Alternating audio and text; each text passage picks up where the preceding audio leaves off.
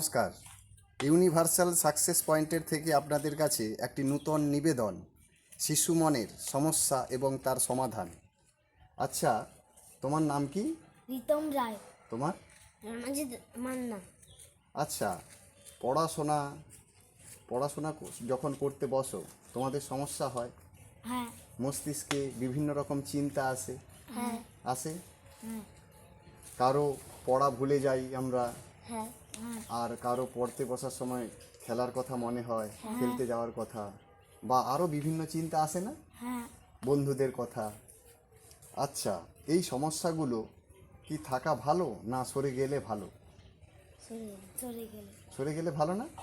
তাহলে তোমাদেরকে যদি আজ পরামর্শ দিই কিছু, তোমরা করবে বাড়িতে? করবে?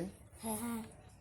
তাহলে করতে গেলে কি করতে হবে না, রোজ সকালে মর্নিং টাইমে তোমরা মেডিটেশন, ধ্যান, স্বামী বিবেকানন্দ যেটা করতেন, ওই যে স্বামী বিবেকানন্দ আছেন, উনি যেটা করতেন, দেখো কেমন বসে আছেন, উনি বসে আছেন না?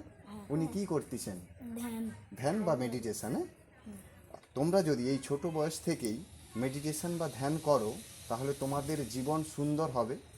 আর তোমাদের যেই সমস্যাগুলো, এখন তোমার বয়স কত?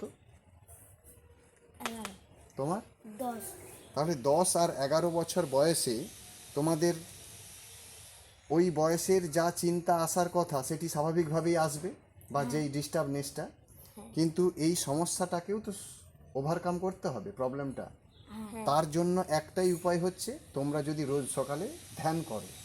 ধ্যান অর্থাৎ পদ্মাসনে বসে শুধু স্থির হয়ে বসে থাকতে হবে, আর নিজের শ্বাস প্রশ্বাসকে স্বাভাবিকভাবে রাখতে হবে।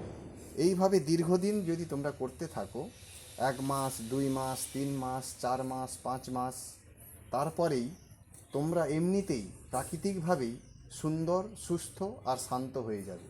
সেটি ভালো? সেটি কি ভালো? হ্যাঁ। সেটি কি তোমরা চাও?